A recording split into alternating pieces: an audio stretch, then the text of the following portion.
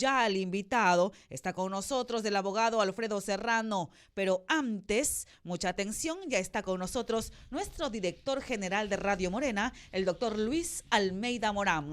Buenos días. Un saludo para todos ustedes, queridos hermanos de nuestra patria primera, Guayaquil, hermanos de la patria ecuatoriana. Buenos días. Bueno, y con el siguiente invitado, el presidente nacional del Partido Social Cristiano PSC, lista 6. Vamos a abordar algunos temas importantes, temas importantes, como por ejemplo, qué situación es la que nos está pasando en este momento. Resulta que le han armado a don Alfredo Serrano ya un esquema hasta para enjuiciarlo penalmente, pero quien hace la intromisión no es exactamente el presidente del Partido Social Cristiano, Alfredo Serrano, sino el propio ministro, que en ese entonces no tiene por qué meterse en otra función del Estado. Y ese sí es un delito, pero más allá de aquello, esto a veces se trata de votos, esto a veces se trata de perseguir. Conozco de buena fuente que van a iniciar una serie de juicios políticos contra miembros del Consejo de Participación Ciudadana para tenerlos ahí amilanados, apuntados y que hagan lo que les dicen. Este es el que quiero para fiscales, este es el que quiero para esto, este es el que quiero el delegado para la función judicial. Y en esas circunstancias no hay libertades en el país. ¿Qué se está configurando en el Ecuador? Habría que preguntarle a Alfredo Serrano, que es un político de vieja data, hombre que se las sabe todas, que las ha experimentado todas en tiempos más difíciles y en casi dictaduras realmente. Bienvenido, doctor Alfredo Serrano, a Radio Morena.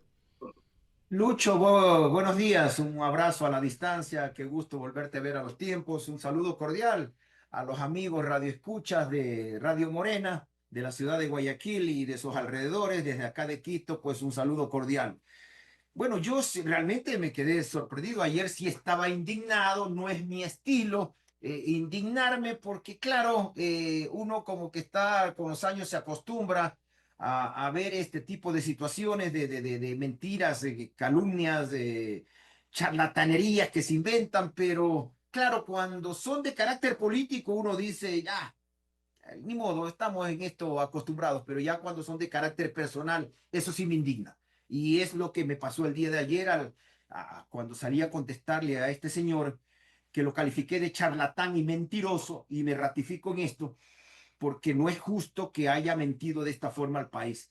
Yo accedí a conversar con él en su momento porque no lo conocía, nunca lo había visto por televisión, porque una persona muy cercana al presidente de la República, al cual esta persona yo la respeto y la considero mucho, me pidió que hablase con el ministro de Gobierno porque habíamos anunciado públicamente al país que sin haber hablado con el gobierno, sin haber sabido quién iba a ser el candidato, el Partido Social Cristiano en una actitud noble de desprendimiento y pro gobernabilidad, anunció de que íbamos a votar por el candidato que decida ADN, que había ganado las elecciones, para la presidencia de la Asamblea. Esa era nuestra posición, o sea, ya tenían nuestros 4 votos en ese momento, que por esa fecha éramos 4 votos, los tenían allí sin haber dado nada a cambio. Y cumplimos, pues, es que sí cumplimos, pues, es que los hechos hablan más que las palabras, no es que nos abstuvimos. Acuérdense que el gobierno sacó 76 votos, ya le faltaba un voto para llegar a la presidencia, y los 4 votos social cristianos los llevaron a 80, tanto para presidente cuanto para primer y vicepresidente. Sorprende que este tipo salga a decir de que la conversación que tuvo conmigo, donde me había dicho, sabe que tengo instrucciones de más arriba de preguntarles cuáles son las aspiraciones que tienen ustedes. Y claro, yo le hice notar cuáles eran las aspiraciones que teníamos como asamblea, partiendo de algo que nunca me simpatizó, nunca me gustó, era de que quien estaba manejando la estructuración de la nueva asamblea no era alguien de la asamblea. Esto era lo primero normal que yo vi. Lo lógico es que esté el jefe de bloque de gobierno al frente de este tema, pero no, era el ministro de gobierno, ya ni modo, tocaba hablar con él. A mí a lo largo de mi vida política siempre hablé pues con los delegados en la asamblea, ¿no es cierto? No importa el gobierno que sea, tenía su delegado, su jefe de bloque, con quien se arregla estos temas. Y le dice llegar pues que con 2 compañeros nuestros, el uno aspiraba a ser vocal del CAL y el otro aspiraba a presidir una comisión, que era la de soberanía alimentaria o la de gobiernos autónomos, y que en el caso de los otros 2 compañeros restantes, entre esos yo, No teníamos aspiraciones de presidir ni de vicepresidir comisiones, sino simplemente de integrar las comisiones que estamos por ley obligados a integrarlas. Entonces, me dijo que me iba a dar una respuesta, me dijo que lo del CAL era un poco improbable, pero que no imposible, que lo conversaríamos al otro día. Pero al otro día ya se instalaba la asamblea y fuimos a la asamblea, cumplimos nuestra palabra, votamos a favor en la primera votación para presidente, en la segunda votación para primer vicepresidente, que eran los de ADN, para Pachacuti, para la segunda vicepresidenta, ya no votamos. Y en ese momento ya comenzó el fraccionamiento en el Partido Social Cristiano, pues porque se llevaron ya a nuestro asambleísta de Esmeraldas, que comenzó a votar con ellos y les permitió ya elegir el segundo vicepresidente y les permitió ya elegir pues el resto de dignidades con el voto, con ese voto que era el voto 77. Dijo este hombre que a mí me había mandado por la sombrita, así de charlatán, ¿no? Sin embargo, como no tenían los votos, me manda a ofrecer con la subsecretaria de gobierno, que yo creí que era asambleísta, porque estaba ahí sentada en las curules, o sea, yo realmente creí que era asambleísta, no la conocía, pero ha sido la subsecretaria de gobierno, de que para subsanar este tema, para que salir del empantanamiento, me ofrecían a mí, como Alfredo Serrano, la vocalía del CAL.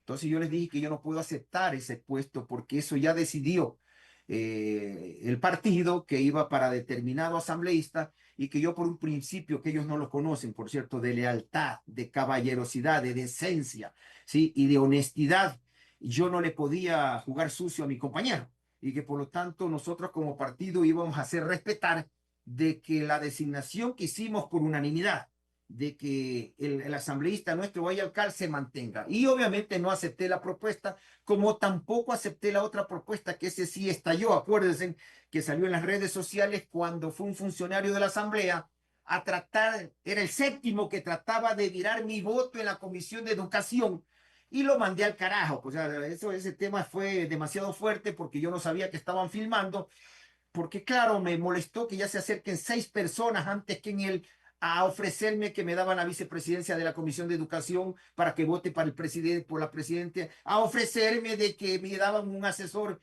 Y claro, pues acaso que yo llegué con un letrero que decía estoy en venta, pues. Entonces, la pregunta es cómo es que me mandó por la sombrita si luego su propia subsecretaria de gobierno estuvo en la Comisión de Educación, se me acercó a ofrecerme nuevamente que yo sea el vicepresidente a cambio de que vote. Y yo le dije que yo no voy a votar porque en primer lugar me pusieron al braveo en esa comisión. Yo no había aspirado a estar en esa comisión. Y en segundo lugar por el comportamiento que tuvieron con el resto de mis compañeros.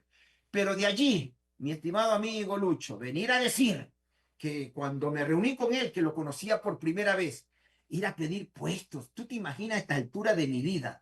¿Sí? Sería yo un torpe pidiendo puestos sabiendo que esto te esclaviza al gobierno, pues. Entonces ya no vas a tener autonomía tú para actuar. Y ahí vas a tener que simplemente cumplir las órdenes que manda el gobierno. Y la posición del partido era clara. Nosotros no vamos a ser ni gobiernistas ni oposición. Vamos a tener una posición autónoma nosotros, de respaldar cuando las cosas son positivas y de oponernos cuando sean negativas. Pero ya el momento que tú comienzas a negociar favores, puestos, obviamente ya en ese momento te esclavizas al gobierno y se te acabó tu autonomía.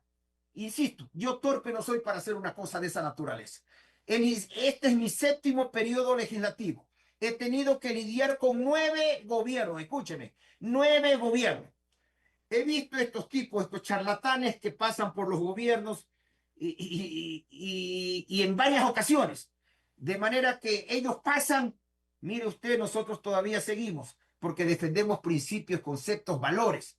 Y de manera de que hasta allí llega mi punto de vista, que ayer sí me causó, debo reconocer, yo generalmente estoy acostumbrado a estas cosas, pero cuando ya quieren manchar mi honra, ahí sí yo cambio de actitud. Ayer estaba indignado, molesto, y ya estoy más distendido, más tranquilo, y obviamente les pude contar con mayor detalle lo que esto sucedió, de manera que hoy llamaré a esta persona que fue la que me pidió hablar, a decirle, mira lo que sucedió, por seguir tu consejo, tu pedido de hablar, este hombre, mira lo que salió a decir, tremenda mentira. Y claro, ahí es cuando a mí me preocupa, ¿no? Porque un hombre, un personaje como él, que actúa de esta forma mintiendo, con charlatanería quiere ser fiscal general de la nación? Si se inventó un caso, porque se inventó este caso conmigo, de que yo le he pedido esto, de que yo le he pedido este otro, sin ser fiscal de la nación.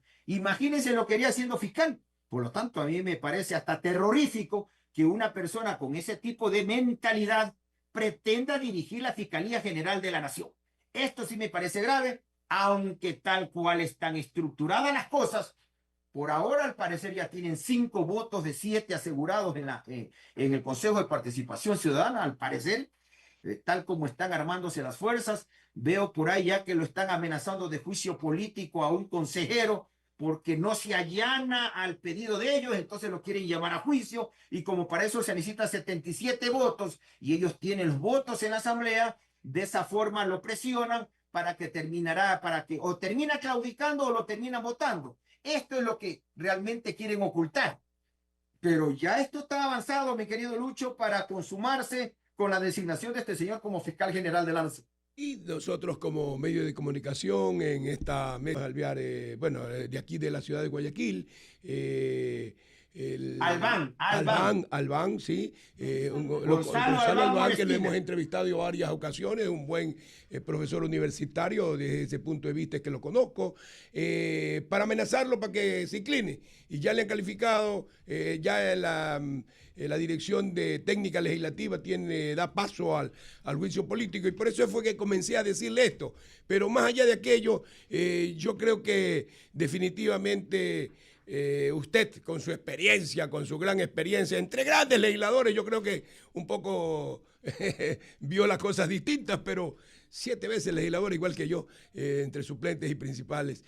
Pero más allá de aquello, yo creo que aquí hay que terminar las cosas de otra forma, porque una actitud atrabiliaria, que por decirlo menos, hay que analizar exactamente la palabra atrabiliaria, que hay muchísimas denominaciones, muchas apreciaciones, pero imagínese usted en qué cosas va a caer el país. Si con esto le pueden montar a usted un juicio por intromisión, o por pedir, o por chantajear, o por pedir cargo público, le piden un levantamiento de la inmunidad, consiguen los votos y lo mandan preso. ¿Eso es democrático? ¿No es democrático?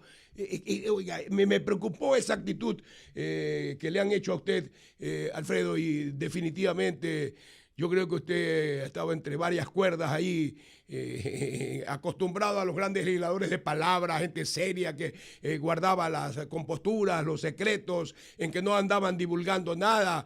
Bueno, es que eran con legisladores, ¿no? Y una cosa es ser legislador, otra cosa es ser asambleísta, otra cosa es ser diputado, pero otra cosa es ser ministro de gobierno. Eso vale la pena que el pueblo lo conozca, Alfredo, porque usted no es cualquiera. En su experiencia, es grande su experiencia. Yo la conozco de cerca. Sí, debo reconocer y te agradezco eso, Lucho, pero obviamente hay que irlo parando a esta gente a tiempo. Definitivamente conmigo se metió mal. Y si se va a seguir metiendo conmigo, le va a ir yendo mal.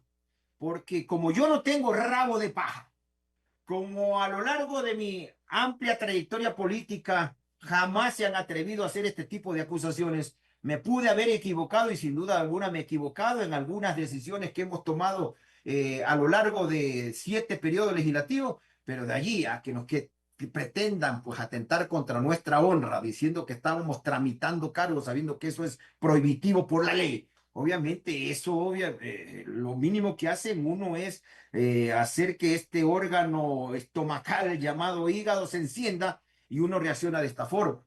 De manera de que como legislador obviamente vamos a estar pendientes de ese concurso en el cual no tenemos ningún interés, no tenemos ningún candidato. Lo único que estamos viendo, todos los cambios que han hecho, ahí vemos que han ajustado el reglamento para que le den puntos a quien ocupa dignidades en puestos relevantes de la comunidad internacional, de manera que ya el señor, por ejemplo, tiene unos puntos ahí ganados por haber sido embajador ante las Naciones Unidas.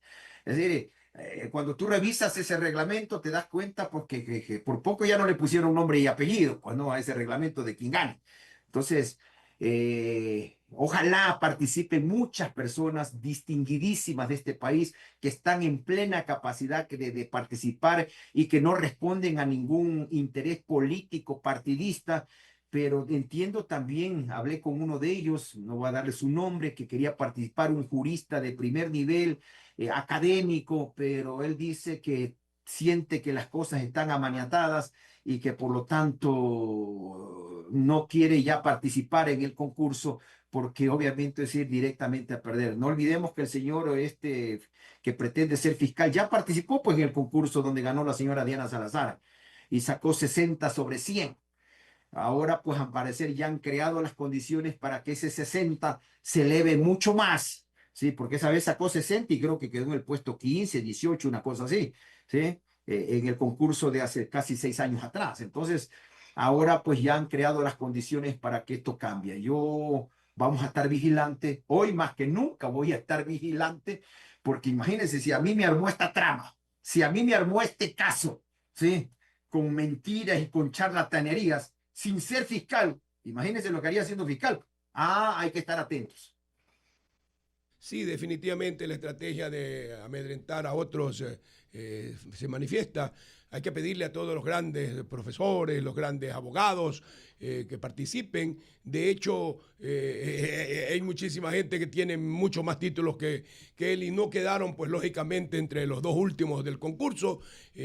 ¿Cuál es el caso del señor que hemos visto en la lista? No sé si la podamos proyectar, de las calificaciones del último concurso. En todo caso, apreciado Alfredo, yo creo que definitivamente esto es de mucha preocupación.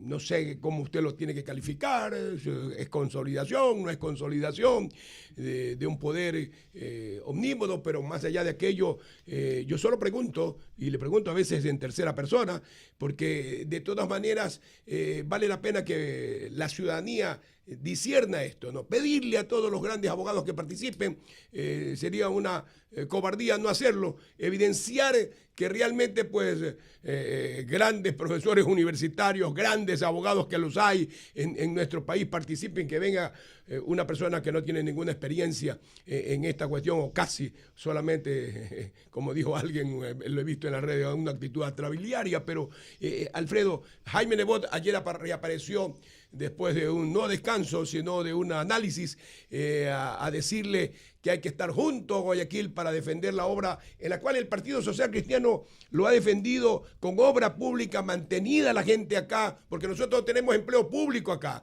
Esas obras sirven para ayudar al obrero, al ingeniero, a todo el vendedor de maderas, al vendedor de hierros, al vendedor de comidas, a mover la economía. Nosotros vivimos de eso, los guayaquileños, y eso en definitiva ha emocionado a mucha gente, y eso permitirá que Guayaquil al unísono esté unido para defender siempre la obra pública, que es el desarrollo y el esplendor de nuestra ciudad.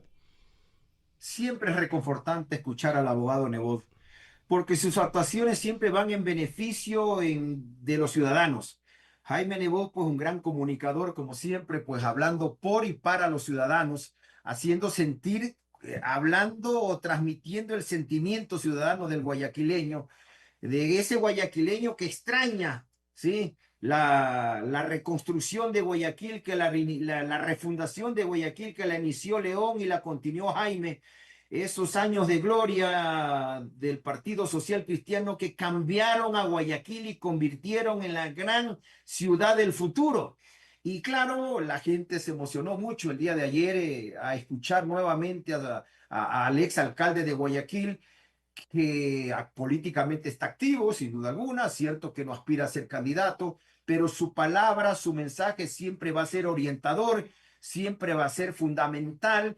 Un hombre con amplio respaldo que tuvo en su gestión como alcalde, y yo aplaudo obviamente como ciudadano más, que en Guayaquil sabemos que hay alguien que siempre estará para defender a Guayaquil y que siempre va a luchar por el Guayaquil por encima, como él lo dijo, por encima de los partidos políticos que hasta ahora solo se sirven para dividir a la gente, cuando la gente tiene que unirse por las causas, no por los partidos.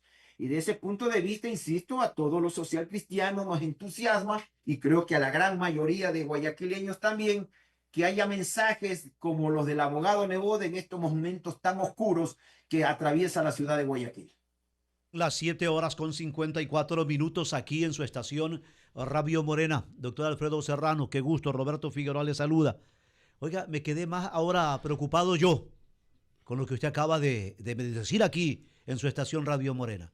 El concurso de fiscal general de la Nación, luego de lo que se conoció, esto que cerró el mes de julio, estos impases, su aclaratoria oportuna, que sí se reunió, pero su preocupación por el concurso para fiscal general de la Nación. Recordemos que hay causas incluso abiertas por la situación de la manera como se lidia, cómo se lleva a cabo los reglamentos para estos concursos de méritos y oposición. Por eso es que el ciudadano a veces dice, yo no tengo confianza. Parece que las cosas ya están hechas. Y eso sería también lacerar más la confianza ciudadana en los organismos de los estamentos del Estado como tal, doctor Alfredo Serrano. Por eso mi preocupación. Roberto, buenos días, un gusto saludarlo nuevamente. Mire, el consejero Gonzalo Albán Molestina, vi una entrevista de él, creo que fue ayer o anteayer en un periódico, donde justamente hacía un llamado a la ciudadanía, a la sociedad civil, a que esté vigilante de los concursos para evitar que le metan la mano a estos concursos. Y yo debo coincidir con su criterio. Estos son los momentos donde la sociedad civil va a jugar un rol protagónico. La asamblea está tomada por el gobierno, tiene la mayoría, de manera que ni siquiera un cambio del orden del día lo permiten ahí. Es más, en la asamblea, Lucho, no hay debate. Y a ti te debe sorprender muchísimo que en una asamblea no haya debate. Igual que a mí, porque pertenecemos a esa vieja guardia donde pese a todas las equivocaciones de los congresos y asambleas del pasado, había debate. Bueno, ahora no hay debate, Lucho. Aquí simplemente mocionan y votan, no se debate absolutamente nada.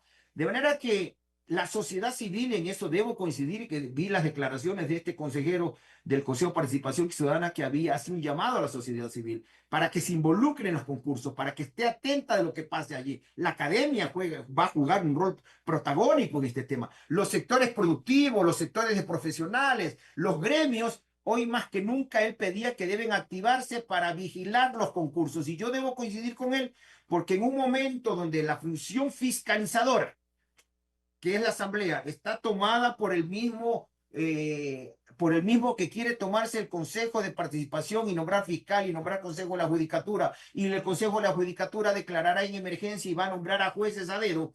Es obvio que la sociedad la sociedad civil va a jugar importante función en esto. Ojalá comiencen a salir los grupos organizados de la sociedad civil a involucrarse activamente para lograr conseguir que se nombre porque gane el concurso, por ejemplo, una persona que se lo merezca y que no reciba favores para ganar el concurso de fiscal. Menebod, en su mensaje, si los partidos políticos y los políticos, si esta política nos tiene polarizado, hay la necesidad de despertar del ciudadano que es el auténtico, el primer fiscalizador, según la Constitución de la República vigente, doctor Alfredo Serrano, el escrutinio del ciudadano. Plenamente de acuerdo. Justamente ese mensaje del consejero Gonzalo Albán el día de anteayer, creo que fue que vi esas declaraciones, van en la línea también del alcalde de Guayaquil, cuando nos dice que es el guayaquileño que tiene que mojarse el poncho para sacar a su Guayaquil adelante. Que las autoridades somos pasajeras, decía él, pero la efervescencia, la lucha por un Guayaquil diferente, la tiene que mantener el guayaquileño siempre activa. Esa llama de la libertad, esa llama de la lucha debe estar siempre prendida en el guayaquileño, nos dice en su mensaje el abogado Nebot. Y por lo tanto, ese mensaje bien puede ser trasladado, extrapolado, obviamente, a las otras instancias de la sociedad civil del resto del país, para vigilar los concursos que se tienen que dar muy pronto, que ya comenzaron en el Consejo de Participación Ciudadana. Que se dio, que se conoció, no podíamos abstraernos nosotros de buscarlo a usted para que diga lo que sucedió a inicios de este nuevo periodo. Ya está completando 7º periodo, dice el doctor Alfredo Serrano, como legislador. Parece que entre principales y suplentes, sí está bien, pero Alfredo, yo creo que es importante que ni aún en los aciagos momentos para unos o para otros de gobiernos un poco populares o populistas o gobiernos de extrema, se ha dado de que el parlamentario no pueda intervenir, de que el parlamentario no pueda debatir. O sea, la esencia del debate, que es la palabra parlamentario, viene de parlar, viene de hablar. Eso sería inaudito y si usted que está llamado a defender los fueros de la auténtica legislatura, porque el resto, decía el abogado Abdalá Bucarán, grandes legisladores como Nebot, grandes legisladores como Febres Cordero, nombró varias personas, no hacen ahora uno, o sea, se refiere a los nuevos, pero más allá de aquello, yo creo que esto, si no hay acción de la ciudadanía, yo creo que esto va de mal en peor. Por eso es que usted ve el control de las fundaciones que se está dando. Esperemos que no controlen las fundaciones de Guayaquil para que la obra de desarrollo de Guayaquil no se vaya a estancar. Ahí hay un impuesto que le están imponiendo de 12% a las fundaciones. ¿Será que las fundaciones de Guayaquil tendrán que pagar 12% en este sentido? Todo esto nos dificulta a nosotros los que amamos Guayaquil. Bueno, no es un impuesto a las fundaciones, es un impuesto a las empresas, porque aprovechando la ley de fundaciones están creando dos impuestos. Uno, a los dividendos que actualmente de los accionistas que actualmente pagan el 10%, les elevan al 12%. Más antes era el 25% del 40% del dividendo que daba 10. Ahora es sobre el 100% del dividendo el 12%. Entonces, más impuestos. Lo segundo, a las empresas que no reparten utilidades porque las reinvierten. Y tú, Lucho, sabes que reinvertir en una empresa significa crecer, pues. Si tú reinviertes las utilidades en la empresa es para crecer, es para generar empleo. Pero aquí en el Ecuador, algo inaudito, no sé de dónde se inventaron este método, este sistema, que en una economía de recesión como la nuestra, donde necesitamos crecer, le quieren poner un impuesto a las empresas que no repartan utilidades. Es decir, a las empresas que quieren reinvertir para crecer. Ese es el segundo impuesto que tiene este proyecto de ley. Nosotros, obviamente, por convicción, por coherencia, vamos a votar en contra de ese impuesto. Y si no lo quieren separar en el proyecto, porque lo lógico sería separar para votar por partes, que por cierto, Lucho, eso también se ha acabado en la Asamblea. Ahora te obligan a votar o en paquete, o votas por todo o no votas, así de simple.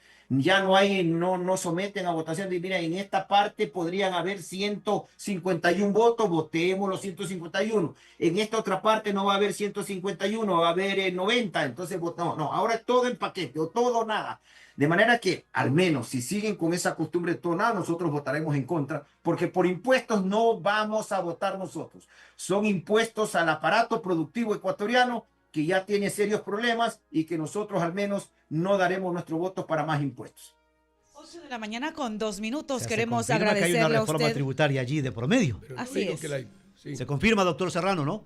Una reforma tributaria de por medio.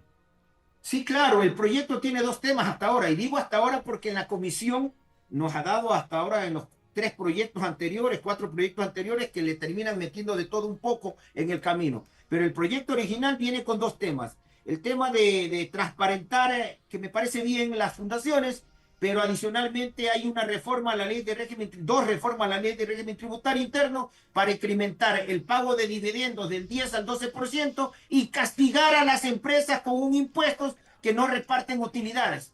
Y las empresas, todos sabemos que no reparten utilidades o porque quieren tener liquidez o porque quieren reinvertir sus utilidades en el crecimiento económico. Porque, Alfredo, hemos revisado el SATYE, si ha habido alguna investigación, alguna fundación de dineros supuestamente ilícitos o lo que quiera llamársele. Resulta que no hay una fundación que está siendo investigada o esté siendo investigada por dineros ilícitos. Normalmente estas ayudas internacionales son de organismos multilaterales, organismos de, por ejemplo, la USAID, que daba mucha ayuda, alguna fundación de los Estados Unidos, fundación de Alemania, fundación de Italia. El resto, yo no creo que no hay una sola fundación investigada, que nosotros hemos revisado el día de ayer toda la información para que se diga que hay dinero sucio que puede llegar a través de las fundaciones. Sí, a mí también me sorprendió, pero al menos si tú lees el proyecto va en la línea de transparentar, que se exhiba todo, lo cual no me parece mal hasta ahora. Veamos, insisto, en el informe para primer debate que pasa. Yo les agradezco por la invitación, me tengo que conectar a otra entrevista. Muy bien. Les mando un fuerte abrazo y que tengan un bendecido día.